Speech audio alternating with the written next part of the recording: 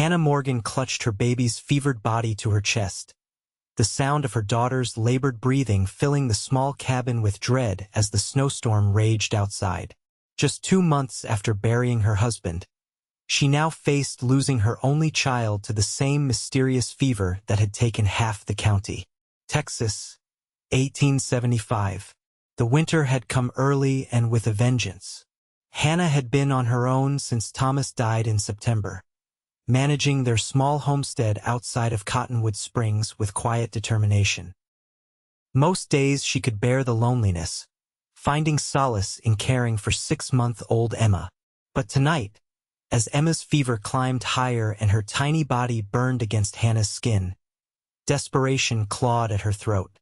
"Please, God," she whispered, pacing the wooden floor as Emma whimpered, "Don't take her too." The knock at her door came like an answer to prayer, 3 sharp raps nearly lost in the howling wind. Hannah pulled her shawl tighter around Emma and peered through the window. A man stood on her porch, snow dusting his broad shoulders, his face obscured by the brim of his hat. "Who's there?" Hannah called, one hand reaching for the rifle beside the door. "Blake Callahan, madam. Town doctor sent me." Hannah hesitated only a moment before sliding back the bolt. The man who stepped into her cabin brought the cold with him, snowflakes melting on his leather coat. His face was weathered but kind, with blue eyes that assessed the situation quickly. "Dr. Wilson told me about your little one," he said, removing his hat. "I was heading to Fort Davis anyway." Hannah clutched Emma tighter. "She's burning up. Started yesterday morning." Blake nodded, setting his saddlebag on her table. "Same fever that's been going around. Doc said you'd need this." He pulled out a small amber bottle.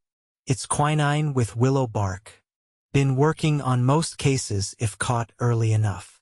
"Thank God," Hannah whispered, reaching for the medicine with trembling fingers. "I didn't know how I was going to make it to town in this storm. No one should in this weather. I only rode out because I've got business down south that can't wait." He paused, watching as Hannah carefully measured drops into a spoon. "Need any help with that?" Hannah shook her head, focused on getting the medicine into her fussy baby. Emma turned her head away at first, but Hannah persisted until the spoon was empty. Only then did she look up at the stranger properly. He was tall, with dark hair touched by silver at the temples. His clothes were trail-worn but neat, and despite his imposing stature, there was something gentle in his manner. "You rode all the way out here in this storm just to deliver medicine?" Blake shrugged. "Doc was worried. Said you were alone out here since your husband passed." The mention of Thomas sent a familiar ache through Hannah's chest. "That was kind of you, Mr. Callahan. I'm Hannah Morgan. This is Emma. Pleased to meet you both, though I wish it were under better circumstances." He glanced toward the window, where snow was piling against the glass. "That storm's getting worse. I should get going if I want any chance of making it to the crossing before nightfall." Hannah followed his gaze. The snow was falling so thick now she could barely see her own barn. "You'll never make it through Willow Pass in this. It'll be a whiteout for sure." Blake's expression tightened. "I've ridden through worse. And frozen to death, no doubt." Hannah surprised herself with her boldness. "Mr. Callahan, I can't in good conscience let you ride out in this after you've brought Emma's medicine. There's a cot in the lean-to, and I've got stew on the stove." He hesitated, clearly torn between pressing on and accepting shelter. Emma coughed weakly against Hannah's shoulder, seeming to make up his mind for him. "One night," he conceded. "I'll head out at first light." Hannah nodded, relieved. "I'll show you where to put your horse." They trudged through snow already knee-deep to the small barn where Hannah's 2 cows and single horse stood in their stalls. Blake unsaddled his paint stallion, a magnificent animal that towered over Hannah's more modest mare. "Quite a horse," she commented, bouncing Emma gently as the baby fussed. Thunder's been with me since the war. Blake ran a hand down the horse's flank with obvious affection. Best partner a man could ask for. Back in the cabin, Hannah settled Emma in her cradle near the fire and stirred the pot of venison stew. The domesticity of the scene struck her suddenly. How long had it been since she'd shared a meal with another adult? Since Thomas died, her days had been an endless cycle of chores and caring for Emma, with only occasional visits from neighbors when weather permitted. Blake hung his coat by the door and sat at her small table, his large frame making the cabin seem even smaller. "You've done well keeping this place up on your own." Hannah ladled stew into bowls. "Not much choice. The Morgan homestead has been in Thomas's family for 3 generations. I couldn't bear to leave it." "No family to help?" "My parents are back in Ohio. Thomas's folks passed years ago." She set a bowl before him. "What about you, Mr. Callahan? Where are you headed in such a hurry that you'd brave this storm?" Blake took a spoonful of stew before answering. "Fort Davis first, then on to El Paso. I've got cattle waiting to be driven up from Mexico." "You're a rancher?" "Used to be. Now I mostly buy and sell. Move herds from where they are to where they need to be." He glanced at Emma's cradle. "How's she doing?" Hannah checked her daughter's forehead. "Still hot, but she's sleeping easier." She returned to her seat. "Thank you again for bringing the medicine." "Don't thank me yet. Fever will take time to break." His voice held a note of caution. "Medicine helps, but she'll need watching." They ate in companionable silence for a while, the only sounds the crackling of the fire and Emma's occasional whimpers. Hannah found herself studying Blake when he wasn't looking the way his hands dwarfed her pewter spoon. The small scar that ran along his jawline, the crow's feet at the corners of his eyes that deepened when he smiled. "How long have you been on your own, Mrs. Morgan?" he asked finally. "Since September. Fever took Thomas in 3 days." She swallowed hard. "Same as what Emma has now." Understanding dawned in Blake's eyes.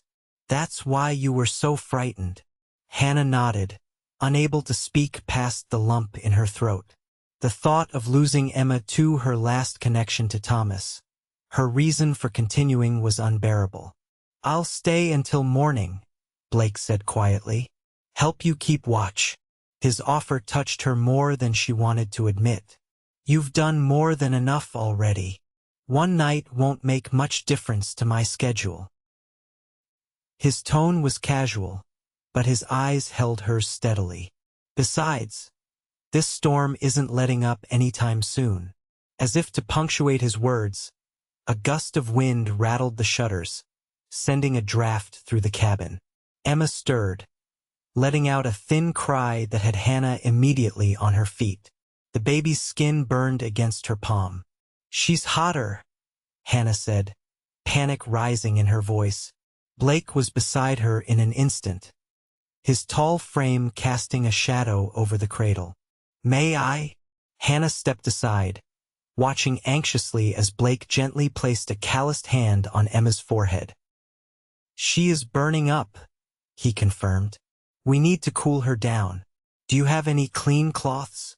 Hannah retrieved a stack of cotton squares she used for Emma's baths. Blake took them to the water bucket and soaked several, wringing them out before returning to the cradle.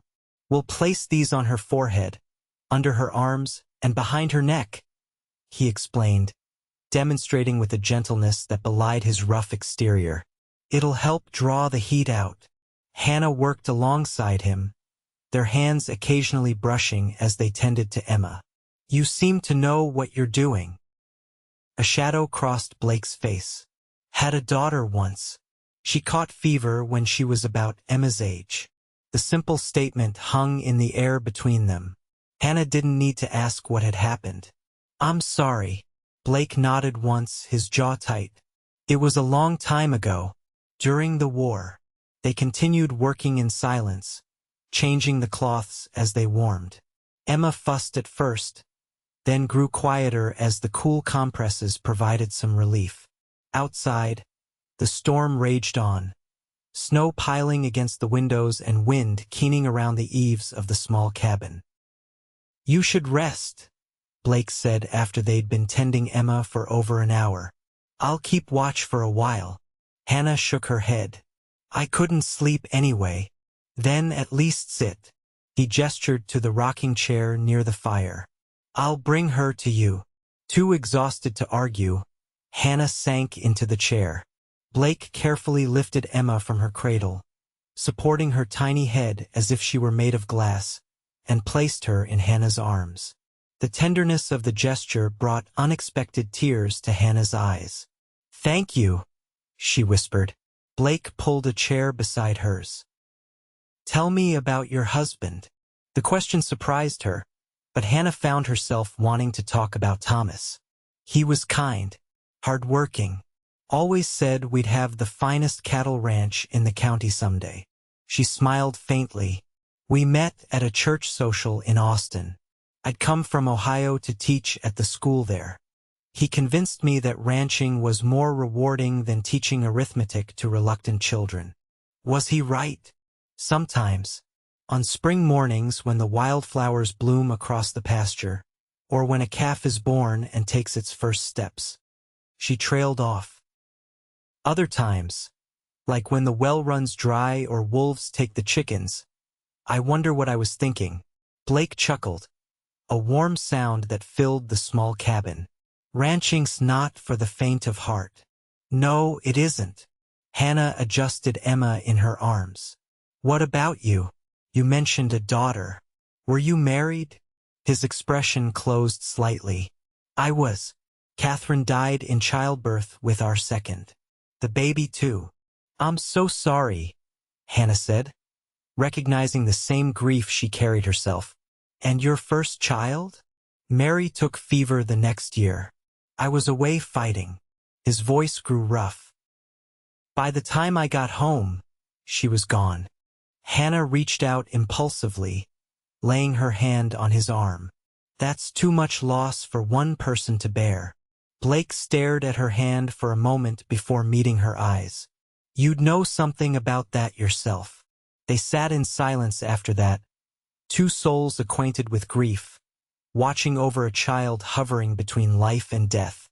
Outside, the snow continued to fall, insulating the cabin in a blanket of white that muffled all sounds save for the crackling fire and Emma's labored breathing. As the night deepened, Hannah fought against exhaustion. Her eyelids grew heavy despite her determination to stay awake. Beside her, Blake remained vigilant, occasionally rising to add wood to the fire or check the temperature of Emma's small body. "Sleep," he said softly, noticing her struggle. "I'll wake you if anything changes. I can't ask you to. You're not asking. I'm offering." His voice was firm but gentle. "Trust me, Hannah. I'll watch over her."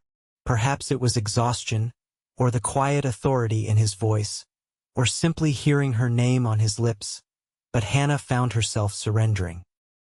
She closed her eyes, Emma secure in her arms, Blake's steady presence beside her a comfort she hadn't expected. When she woke, pale morning light filtered through the frost-covered windows. For a disoriented moment, Hannah couldn't recall where she was. Then she registered the weight in her arms. Emma, still sleeping but no longer burning with fever. Blake sat in the chair beside her, his eyes closed, chin resting on his chest. Hannah carefully touched Emma's forehead. It was cool and slightly damp. Relief flooded through her so intensely she gasped, waking Blake instantly. "What is it?" he asked, alert despite his obvious fatigue. "Her fever's broken," Hannah whispered, tears filling her eyes. "She's cooling down." Blake leaned forward to check for himself, his expression softening as he confirmed Hannah's assessment. "The medicine worked." "And your care," Hannah added. "Thank you, Blake. I don't know how I would have managed without you." He looked away, seemingly uncomfortable with her gratitude. "Anyone would have done the same." "No," Hannah said firmly. "They wouldn't have." You rode through a blizzard to bring medicine to a woman and child you'd never met. Then you stayed all night, tending to a sick baby that isn't yours. That's not what just anyone would do. A faint flush colored his weathered cheeks. Well, I couldn't very well leave you to face it alone, could I? Emma stirred then, her eyes fluttering open. They were clear for the first time in days, focusing on Hannah's face before turning toward Blake with infant curiosity. "Hello there, little one," Blake said softly. "Feeling better, are you?" Emma responded with a small coo that brought fresh tears to Hannah's eyes. It was the first normal sound her daughter had made in days. "She needs to be fed," Hannah said, rising carefully. "Would you mind holding her while I prepare her bottle?" Blake hesitated, something like alarm crossing his features. "It's been a long time since I held a baby. It's like riding a horse," Hannah said with a small smile. "You never really forget." Reluctantly, he held out his arms, and Hannah placed Emma in them. The contrast between his large, scarred hands and Emma's tiny body was striking. Yet he cradled her with natural ease once he got past his initial awkwardness. Hannah busied herself preparing the goat's milk she kept for Emma, warming it over the fire and testing the temperature on her wrist. Behind her, she heard Blake's deep voice speaking softly to Emma, though she couldn't make out the words. The domesticity of the scene struck her with unexpected force. How right it felt to have another person here, sharing the quiet morning moments. When she turned back with the bottle ready, the sight before her made her breath catch. Blake was gently bouncing Emma in his arms, a smile transforming his face as Emma grabbed at his finger with her tiny hand. He looked younger, the habitual tension in his shoulders eased. His eyes crinkled with genuine delight. "She's got quite a grip," he commented as Hannah approached. "Strong like her father," Hannah said, taking Emma back to feed her. "And stubborn like her mother, according to Mrs. Patterson at the general store. A formidable combination." Blake stood and stretched, his tall frame nearly touching the ceiling beams. "I should check on the horses and see how bad the snow is." While he was gone, Hannah fed Emma, relieved to see her daughter taking the bottle eagerly after days of listlessness. The fever had taken its toll. Emma's cheeks were thinner. Her usual robustness diminished, but the worst had passed. Hannah sent up a silent prayer of thanks. When Blake returned, snow dusted his shoulders and hair. It stopped falling, but there's at least 3 feet out there. Drifts higher in some places. Hannah's heart sank. "You won't be able to leave today." "Doesn't look like it." He hesitated. "If you'd rather I try to make it to town." "Don't be ridiculous," Hannah interrupted. "You'd freeze before you made it halfway. Besides, the pass will be impassable. You'll have to stay until it clears." Blake looked torn between relief and concern.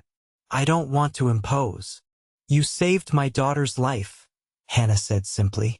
"Staying a few more days is hardly an imposition." The next 3 days passed in an unexpected harmony as they waited for the snow to melt enough to clear the trails. Blake chopped firewood, repaired a sagging shelf in Hannah's pantry, and reinforced the chicken coop against predators.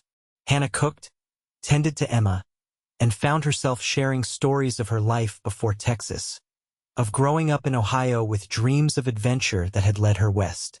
On the second evening, as they sat by the fire after Emma had been put to bed, Blake revealed more of his own past. He'd grown up on a ranch in the Texas Hill Country, joined the Confederate Army at 19, and returned home to find his wife and daughter dead, his family land seized for taxes. "I drifted after that," he explained, staring into the flames.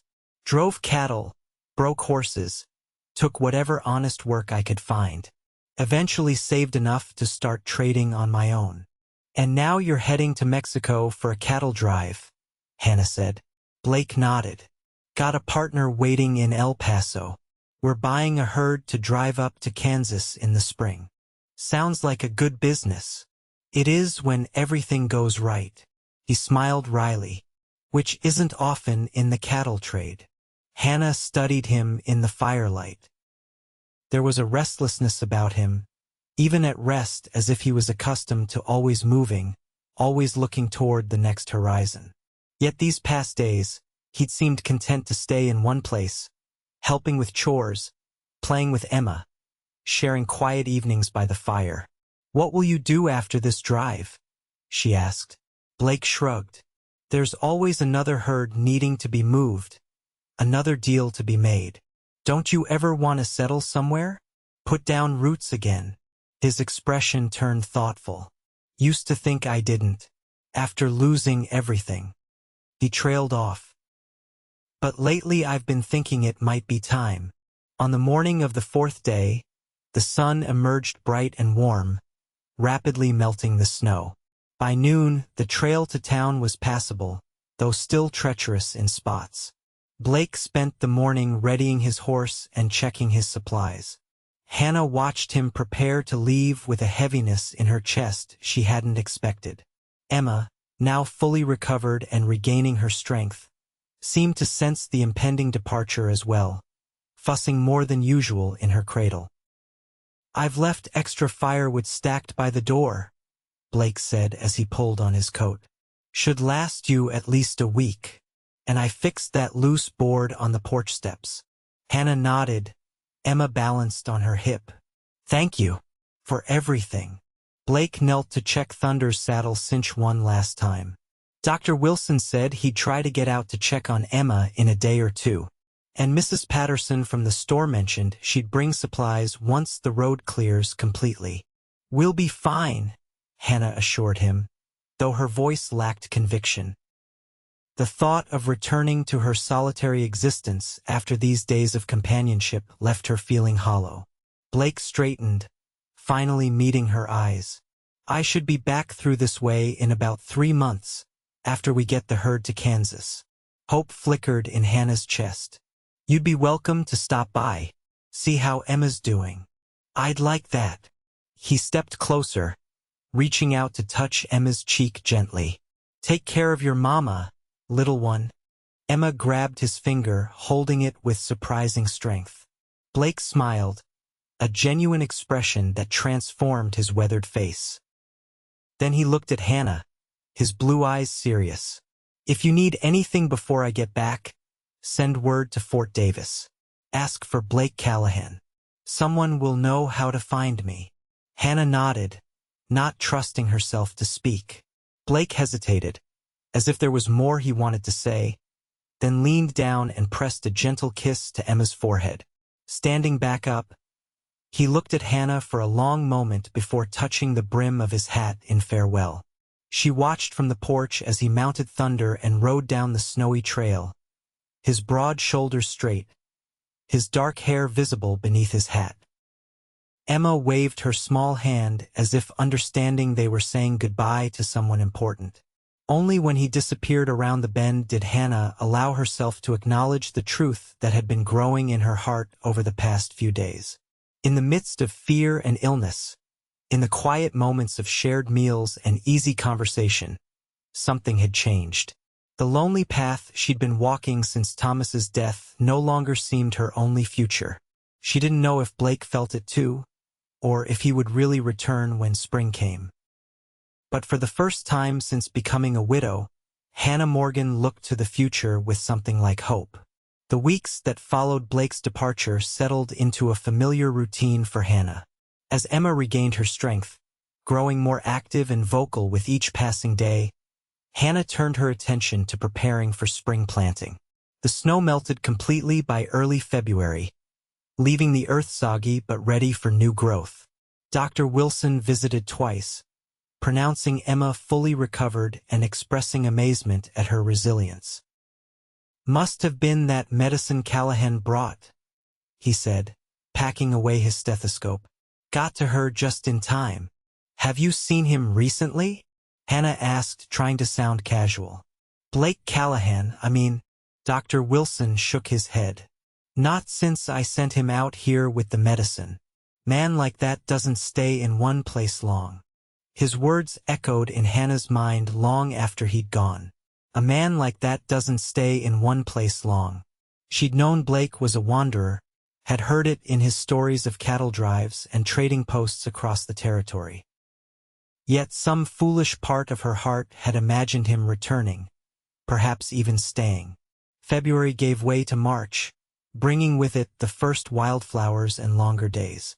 Hannah worked from dawn until dusk, planting her vegetable garden, mending fences damaged by winter storms, and caring for Emma, who now crawled with determination across the cabin floor and pulled herself up on furniture with surprising strength. At night, when the work was done and Emma slept peacefully in her cradle, Hannah often found herself sitting on the porch, watching the trail that wound down from the hills. Sometimes she imagined the sound of hoofbeats, the silhouette of a tall man on a paint horse appearing around the bend. But the trail remained empty, and Hannah chided herself for her foolishness. Blake Callahan had saved Emma's life and offered kindness when she needed it most. That didn't mean he felt anything beyond compassion for a widow and her child. His promise to return was likely nothing more than politeness. Men like him had horizons to chase, not homesteads to tend. In early April, Hannah received an unexpected visitor. Sheriff Dawson rode up one afternoon while she was hanging laundry, Emma playing on a blanket nearby. "Afternoon, Mrs. Morgan," he called, dismounting with a nod. "How's the little one doing?" "Much better, thank you." Hannah shielded her eyes from the sun. "What brings you out this way, Sheriff?" Dawson removed his hat, twisting it in his hands. "Got a letter for you. Came through from Fort Davis." Hannah's heart leaped. "A letter?" "Yep. Man asked me to deliver it personal-like." He reached into his vest pocket and pulled out an envelope, slightly crumpled from the journey. Hannah took it with trembling fingers, recognizing neither the handwriting nor the name in the corner. "Harlan Jenkins? Don't know him myself," Dawson said, already mounting his horse again. "Just passing it along as requested." After the sheriff departed, Hannah sat on the porch steps, Emma crawling at her feet, and carefully opened the letter. The paper inside was filled with a bold, slanting script. "Mrs. Morgan, you don't know me, but I'm writing on behalf of Blake Callahan. He asked me to inform you that he's been delayed in El Paso. The cattle drive he planned has been postponed due to trouble with the Mexican authorities. He wanted you to know he hasn't forgotten his promise to return to Cottonwood Springs. Blake saved my life in the war, and I've never known him to break his word. If he said he'd be back, then that's what he'll do, though it may be later than he intended.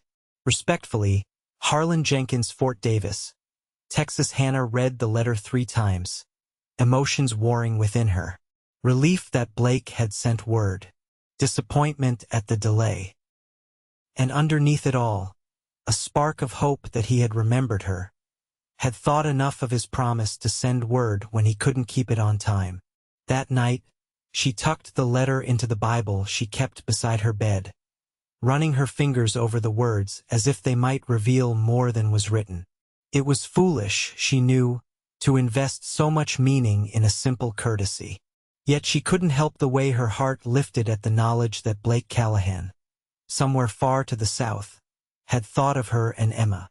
Spring progressed into early summer. The vegetable garden thrived, providing fresh food for Hannah's table and extra to trade at the general store in town. Emma took her first tottering steps in May, lurching across the cabin floor with determination before collapsing into Hannah's waiting arms with peals of laughter. Hannah made weekly trips into Cottonwood Springs, partly for supplies and partly for news. Each time she asked casually if anyone had seen or heard from Blake Callahan, and each time the answer was the same. No one had seen the cattle trader since winter. Probably found better opportunities elsewhere, Mrs.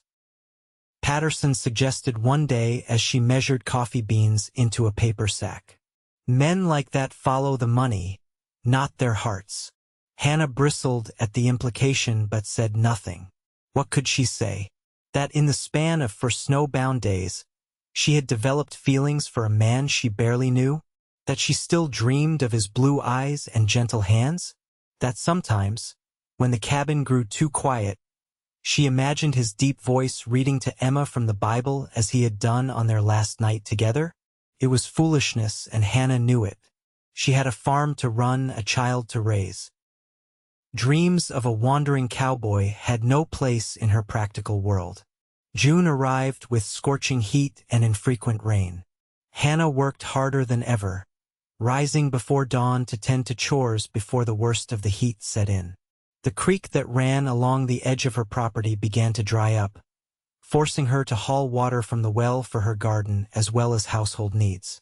One particularly hot afternoon, as Hannah struggled to carry buckets of water to her wilting tomato plants, she heard Emma's excited babbling change to a shriek of delight. Looking up, she saw a cloud of dust on the trail, gradually resolving into the shape of a rider approaching. Hannah shaded her eyes, her heart racing as she made out a dark hat, broad shoulders, and beneath them, the distinctive markings of a paint horse. Thunder, which meant, "Blake," she whispered, hardly daring to believe it. He rode up to the fence line and dismounted in one fluid motion, removing his hat as he approached.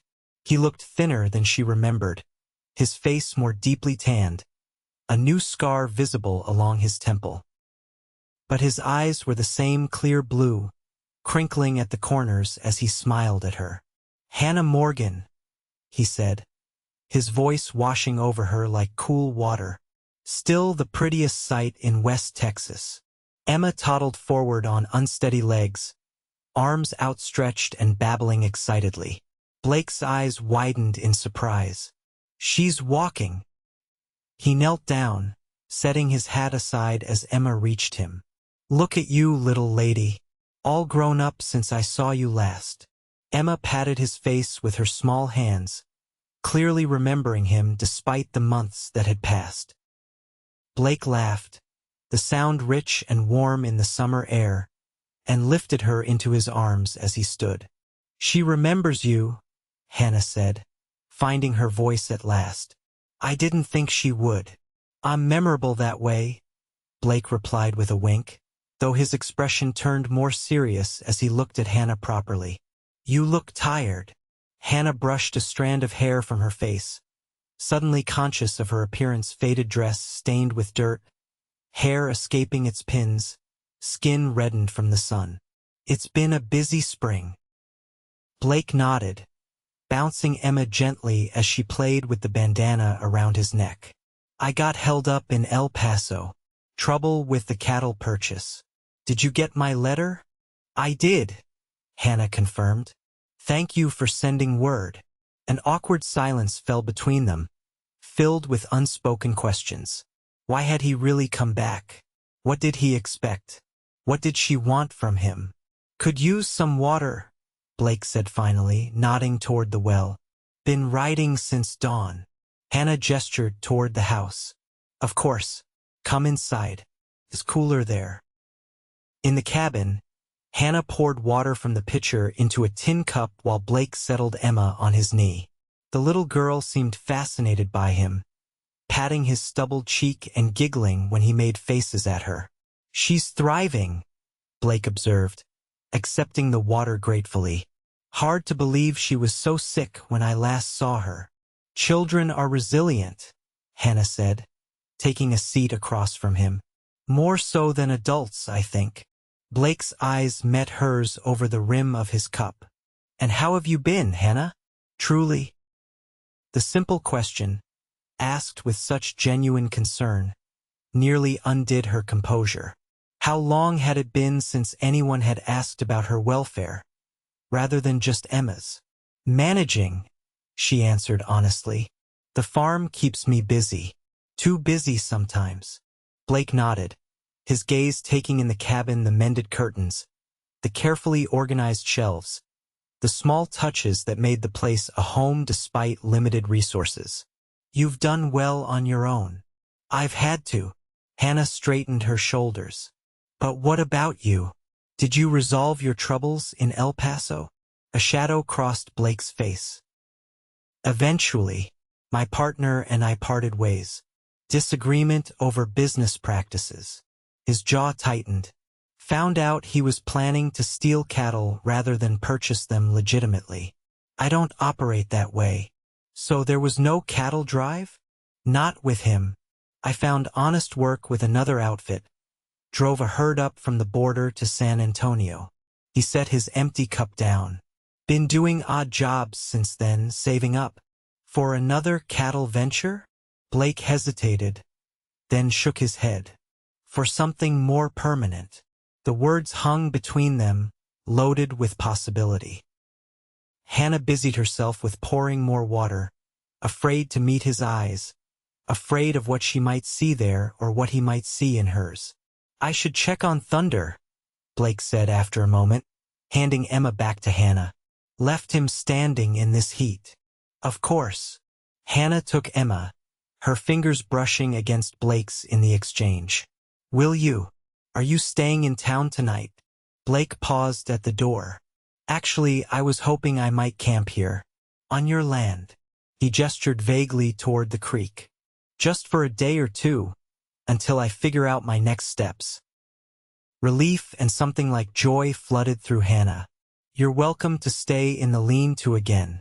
It's more comfortable than camping. I wouldn't want to impose. It's not an imposition, Hannah said firmly. It's the least I can offer after what you did for Emma. For us. Blake studied her face for a long moment, then nodded once. Thank you. I accept.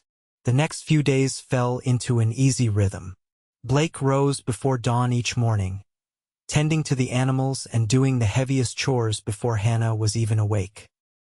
They worked side by side repairing fences, weeding the garden, and reinforcing the chicken coop against coyotes that had been troubling the area.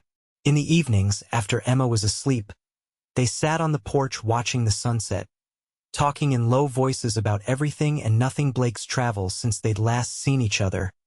Hannah's struggles with the farm, memories of lives before loss had shaped them both. On the third evening, as twilight deepened into night, Blake asked the question Hannah had been both anticipating and dreading. Do you ever think of leaving here? Starting fresh somewhere else? Hannah leaned back in her chair, considering. Sometimes, when the well runs low or the crops fail or I'm mending fence posts for the third time in a month. She smiled faintly. But this is Emma's inheritance. Thomas's legacy. I can't just abandon it. Blake nodded, his expression thoughtful in the fading light. What if you didn't have to do it alone? Hannah's heart stuttered. What do you mean? He turned to face her fully, his usual confidence tempered with something like vulnerability. I've been drifting for years, Hannah. Moving from job to job, place to place. Never letting myself get too attached to anyone or anything. Because of what you lost, Hannah said softly, understanding all too well. Yes, but these past months since I met you and Emma. He paused, searching for words. I kept thinking about this place, about you too. Found myself wondering what it would be like to wake up in the same bed every morning. Work the same land. Watch a child grow. Hannah hardly dared breathe. Blake, I'm not proposing marriage, he said quickly, though his eyes told a different story. Not yet. That would be too soon for both of us. But I am proposing a partnership of sorts. What kind of partnership? I've saved enough to buy cattle. Good breeding stock. With my knowledge and your land, we could build something here. His voice grew more animated. The south pasture has excellent grass. With some work on the fencing and a few improvements to the water access, it could support 30, maybe 40 head. Hannah stared at him, trying to process what he was suggesting. You want to raise cattle here? On the Morgan homestead? With you, Blake clarified. As partners. I'd put in the capital and the labor. You'd provide the land. We'd share the profits. He hesitated. And maybe, in time, if things work out between us. He didn't finish the sentence. But he didn't need to. Hannah understood what he was offering: a chance to preserve the homestead while sharing its burdens, a potential future that included companionship and perhaps, eventually, love. "You'd stay?" she asked, her voice barely above a whisper. "No more wandering?" Blake reached across the space between them, taking her hand in his. His palm was calloused but warm against her skin. "I'm tired of chasing horizons, Hannah. Been doing it for too many years, trying to outrun ghosts that follow me anyway." His fingers tightened around hers. "When I'm here with you and Emma, those ghosts seem quieter. I can almost imagine a future again." Tears pricked at Hannah's eyes. "I've been so alone," she admitted. "Trying to be strong for Emma, pretending I can do everything myself. But sometimes I'm so tired I can barely stand, and there's no one to help carry the load." "You don't have to do it alone anymore," Blake said simply. "Not if you don't want to." Hannah looked out at the darkened landscape, the fields she'd planted herself, the fences she'd mended, the home she'd fought to preserve. Then she looked back at Blake, at the steady presence he offered, the strength and kindness in his weathered face. "I'd like to try," she said finally. "Your partnership. But Blake, you should know I'm not looking for just a business arrangement. Not in the long term." His smile was slow and warm, reaching all the way to his eyes. "Neither am I." The summer months passed in a flurry of activity as Blake and Hannah put their partnership into action. Blake purchased 20 head of cattle, primarily Hereford and Longhorn crosses that would thrive in the Texas climate, and set about improving the south pasture with sturdy new fencing and an expanded watering system that diverted creek water into a holding pond. Hannah watched with amazement as the homestead transformed under their combined efforts.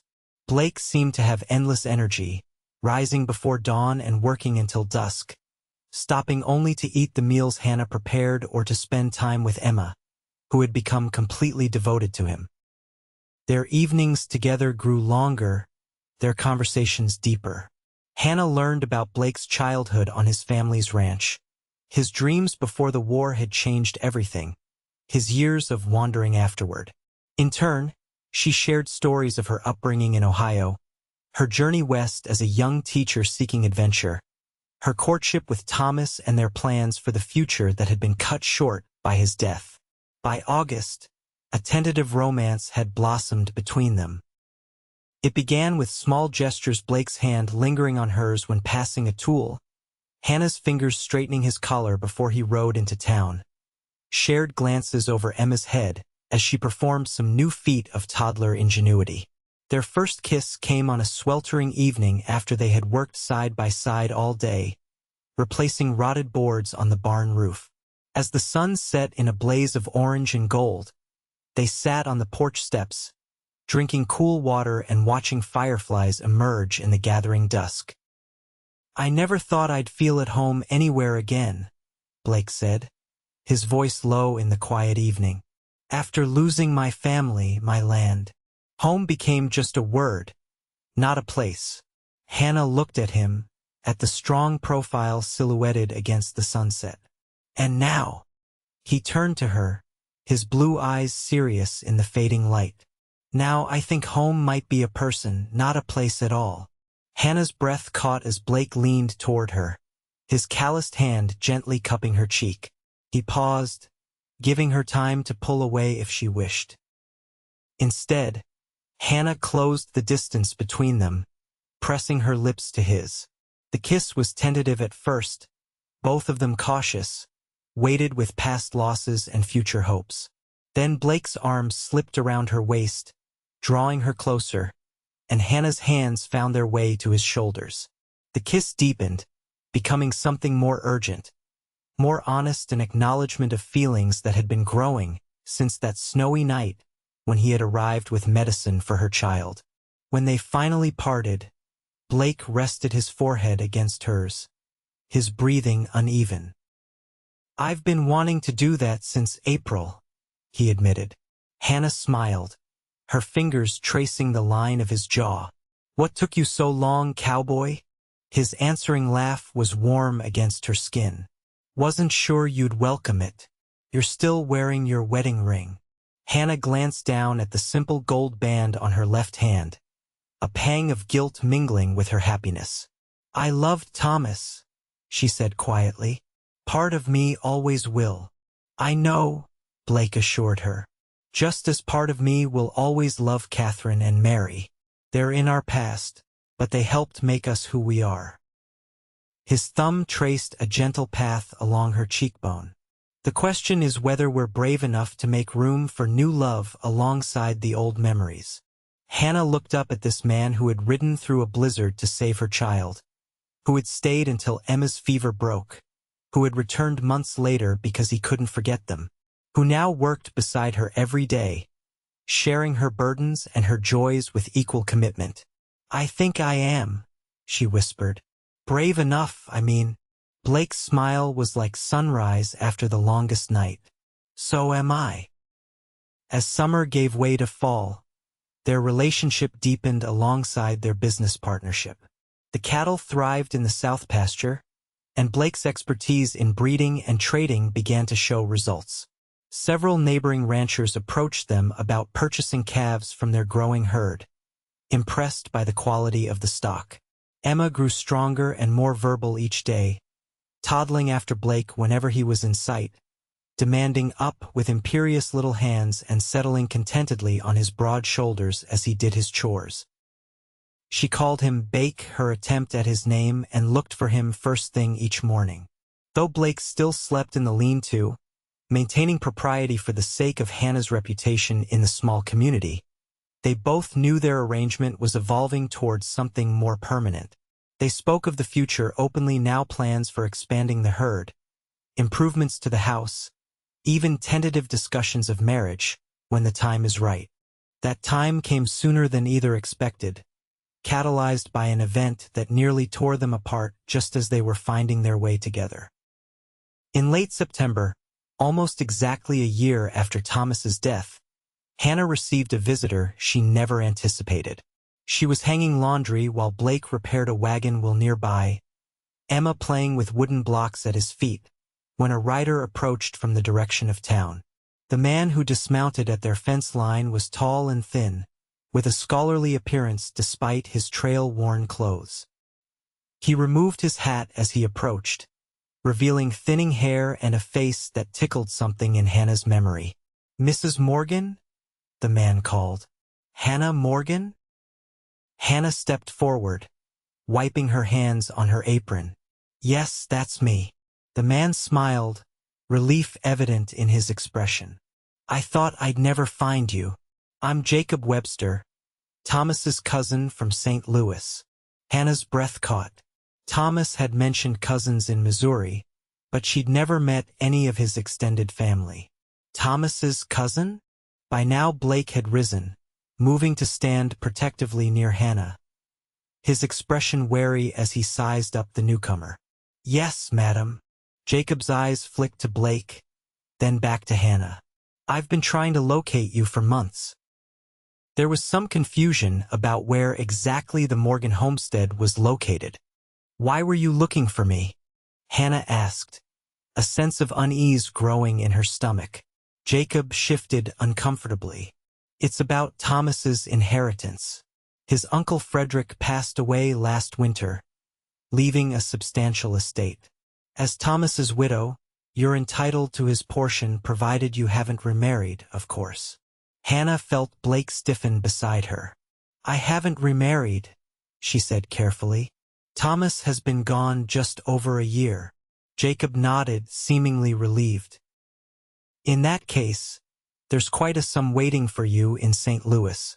Enough to live very comfortably, especially if you were to sell this. He glanced around at the modest homestead. Property. Sell the homestead? Hannah repeated, stunned by the suggestion. Well, yes. Jacob looked genuinely puzzled. Why would you stay here, struggling to make ends meet, when you could live as a lady of means in St. Louis? There are excellent schools for the child, proper society. All the comforts you've been denied out here. Hannah was too shocked to respond immediately.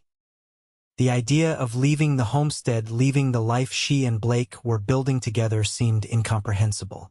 Yet the thought of financial security, of never having to worry about crop failures or dry wells or Emma's future education, tugged at her practical nature. Blake's voice broke the silence, tight with suppressed emotion. Mrs. Morgan has done more than make ends meet here. She's built something to be proud of.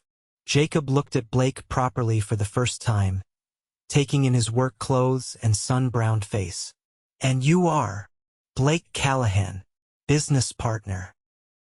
The deliberately impersonal description stung Hannah, though she understood why Blake had chosen those words. Their relationship was still new, still undefined in ways that mattered to the outside world. Well, Mr. Callahan, I'm sure Mrs. Morgan appreciates your assistance. Jacob's tone suggested otherwise. But this is a family matter now. Perhaps you could give us some privacy to discuss it.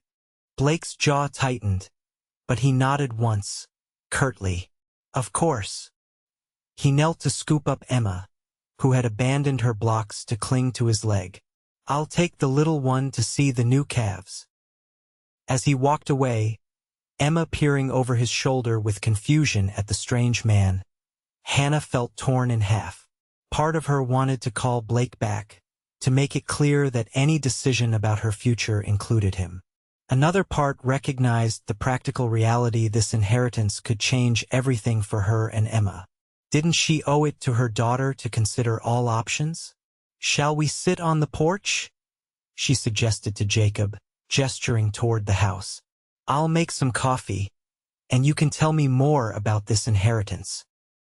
Over the next hour, Jacob laid out the details of Uncle Frederick's estate and Thomas's share of it. The sum was staggering to Hannah, more money than she had ever imagined possessing. Enough to provide Emma with every advantage, enough to secure their future against any hardship. Of course, you'd need to come to St. Louis to claim it, Jacob explained. There are papers to sign, matters to settle. The family would help you find suitable housing, introduce you to society. I see, Hannah said, her mind whirling with conflicting thoughts. And if I chose not to move to St. Louis? If I wanted to stay here? Jacob frowned. The money would still be yours, but... He hesitated, choosing his words carefully. The family had hoped to get to know Thomas's child, to incorporate you both into our circle. It would be difficult. From such a distance.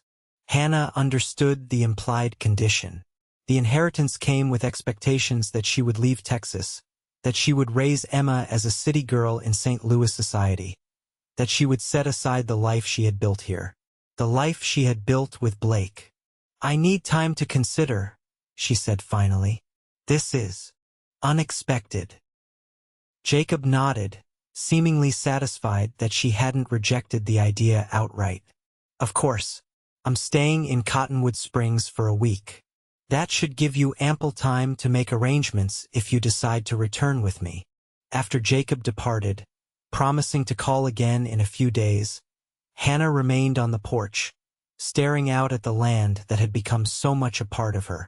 The pasture where Blake's cattle grazed, the garden they had tended together, the barn they had repaired side by side. She heard his footsteps before she saw him, heavy and deliberate on the path from the pasture.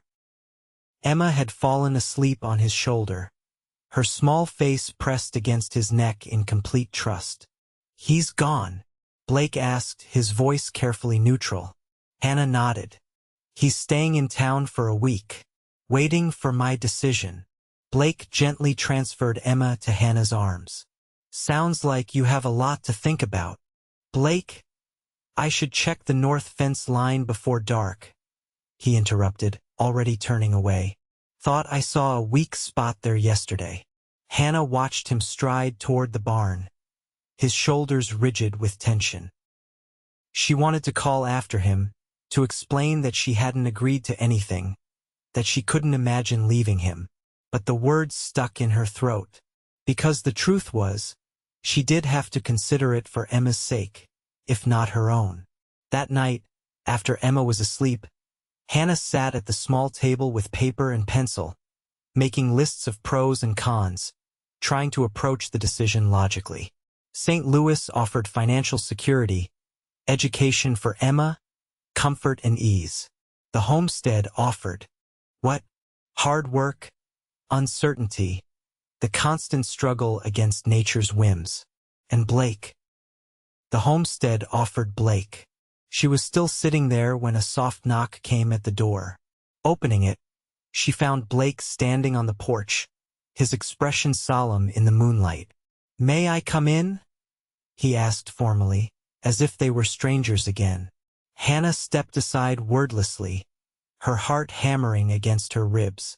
Blake entered but remained standing, hat in his hands, keeping a careful distance between them. "I've been thinking," he began, his voice low to avoid waking Emma, "about your cousin's offer." "He's Thomas's cousin," Hannah corrected automatically. Blake nodded. "Thomas's cousin. And his offer makes sense from a practical standpoint. Emma would have advantages in St. Louis that we can't provide here." "We," Hannah repeated, clinging to the word. Blake's eyes met hers, and the pain she saw there nearly undid her.